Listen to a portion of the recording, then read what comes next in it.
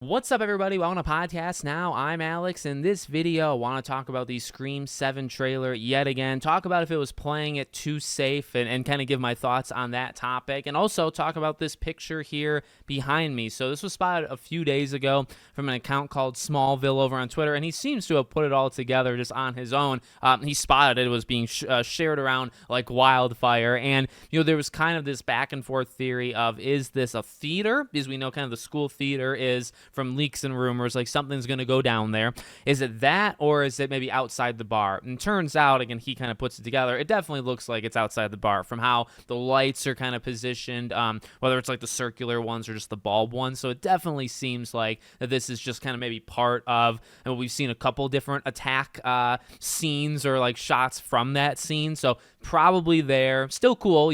I think over these next couple months, we always get some fun stuff from the TV spots. I think last time for Scream 6, there was that Super Bowl TV spot that was kind of like half a trailer, and I think that showed a lot of the ladder sequence in the apartment. So we got a lot there, but TV spots generally 10 to 30 seconds. You can get some pretty okay info on those, and I'm sure we'll all be keeping an eye on that. As for the playing it too safe, well, we're talking about a picture that's not necessarily from the trailer, but adjacent to it.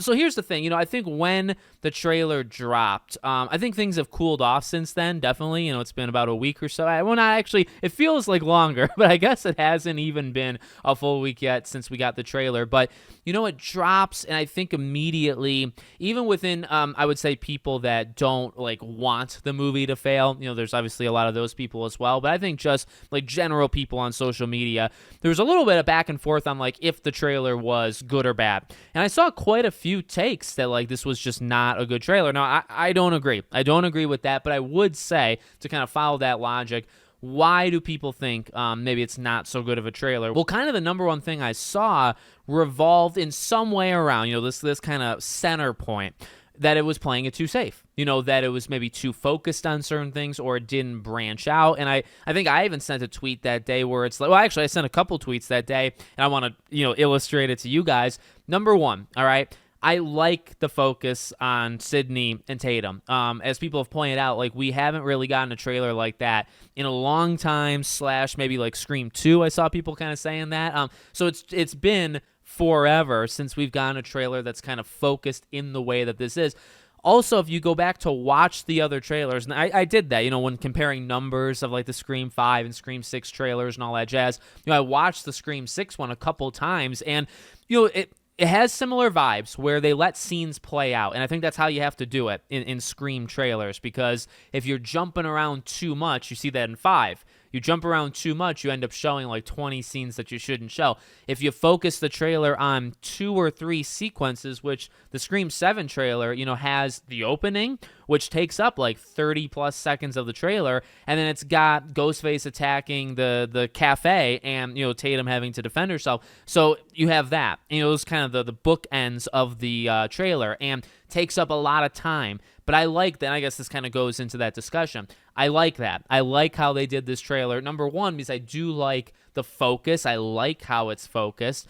You let some scenes play out. I enjoy that. Well, giving, to me, I kind of felt it was the perfect balance. If you think about the very ending, you got 3, 4, 5 shots of, okay, bam, bam, bam, bam. Remember when we did the trailer breakdown, some of those actually confused me, some of those quick shots. So maybe I would prefer, the longer scenes. But we got those. And, even the middle of the trailer, Ghostface calling Sydney, there's a lot of different stuff going on as the trailer, as we've talked about, right? I think a lot of times these phone calls and then what they're saying, they're not connected. It's a different phone call versus what they're saying is at a different time. And again, they generally do that in these trailers. And I also said, that day, maybe you want them to lean on the Stu style. I saw a lot of people saying that, where it's well, you're bringing back Matthew. Now, they're bringing back more than just him, right? But you're bringing back him. It's a big draw, and I do think it is. It's a big draw for Stu fans. It's a big draw for kind of Scream 1 fans. I think Matthew Lillard does have a fan base to him as well.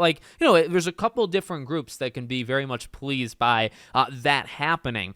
So why wouldn't you lean into it? Well, number one, I think it's been pointed out, I think Beyond the Mask even talked about it. You can hear in the trailer a lot of these like ghost whisper, like hellos or kind of these creaks and stuff. And they've been doing that recently, like ever really since Scream 5. Ghostface kind of has almost this ghostly, like I think when Sidney hits him with the bat and then Ghostface sits up, it almost sounds like Darth Vader like breathing into the helmet. And I feel like that's a newer thing. I don't think that was ever a thing like pre-Scream 5, but I kind of like it. It kind of gives Ghostface almost this extra layer of like Ghostface, the costume is its own character, not even just the person that's in it. Does that make sense? So I kind of like, a lot of these things that we're saying here. But I don't mind the Stu thing whatsoever. I think that, again, this kind of whispering thing that they're doing, I think that's probably a hint of like bringing back old things. Maybe not even necessarily just him, but like, Dewey obviously voices in the trailer. But I think it struck a good balance because you hear Stu at the end, you hear Dewey kind of in the middle, other characters are in it. And as I said on my tweet, it's like I understand the want to maybe lean on Stu and why that would maybe be a good idea for these trailers. But like, what if Stu's in the movie for like 10 minutes? Like, I think through rumors, we know he's got like an impactful part, but unless I missed it, I don't know if anybody has like officially said, okay, he's in this movie for 12 minutes and 22 seconds. Like, I haven't seen that. We don't really know how much he's in it. Visually or audibly, we don't know. Do we really want like 6 Stu scenes ruined or spoiled, which also could be, I would say, twisted into ruined?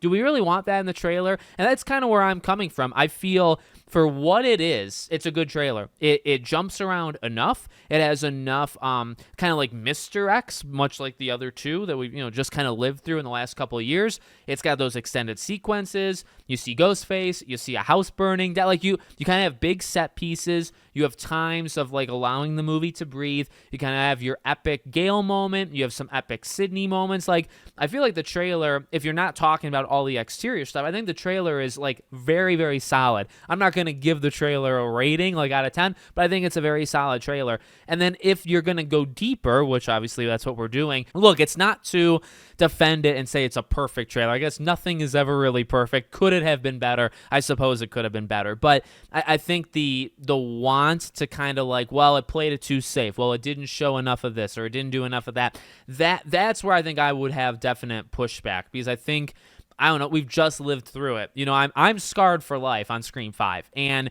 I think I managed to live quite well, in that era where we kind of, I'm pretty sure I predicted everything. You can go back. I think a lot of people predicted stuff, but I think I did a predictions video where I even ordered the death sequences, who dies and who dies when. And I'm pretty sure I got it all right except for one. I think I actually said Chad would die and he didn't die, but he got very close. It was so perfect in terms of I'm not perfect, but I guess the point I'm trying to make. Why? Well, it's because the trailer gave us everything. You watch the trailer, you watch the TV spots, you know who the 2 killers are in Scream 5, you know who dies, you know where they die because you can kind of see the exterior. Like, they showed everything. And then for Scream 6, they didn't do it. It was definitely much better. But I even looked back at my own Scream 6 things, and it's like they show Sam holding up the ghost. And I actually called that the day after that trailer came out. I think I made a video saying, did the trailer show us the ending? And it did. It literally showed us the ending of Sam holding, Billy's mask and dropping on the street. So it's like the ladder sequence. Now, we haven't gotten to that part yet. There will be TV spots that I'm going to assume will spoil something, okay? And you can probably put 2 and 2 together on a couple different things. But generally, this is the safest so far. And you could argue it's too safe. I guess that's fine. But for me, it's like Scream 5 gave it all away. And I think I lived pretty okay in the moment, but I wouldn't want to do it again. I really wouldn't want to know all of that stuff or be able to know all that stuff a second time. And then 6, yeah, it definitely did better. But even the Super Bowl TV spot, it showed the ladder stuff. You know who's going to die there. And it showed a couple different things. Like, I think, obviously, the killers got leaked early, but you could probably have guessed with a reasonable, a certainty, 2 of the 3 of them, so I like how they're doing it so far. Like, so far, it is the safest one. I like that because I like the idea of being surprised, and specifically the Stu angle, because that's also kind of where I saw, at least day one, I saw the most pushback, where it's like, okay, you're bringing back Stu, you're bringing back Matthew Lillard, like, and you barely used him. I think they used him actually as good as I kind of wanted them to use him, because every line you have him say in a trailer, every visual you see of him, if we see like a 50-something-year-old Stu, you know, like on a phone or whatever, that takes away from seeing it for the very first time in theater. So that's maybe kind of where I'm at with my Scream journey, and like with watching these things, I don't want to see it, you know, in a trailer. So it might have been too safe for an okay amount of people. That's fine. For me, that's kind of how I want it. So let me know what you guys think. Make sure, as always, you're subscribed to the channel, bell icon turned on, and I hope to see you all on the next one.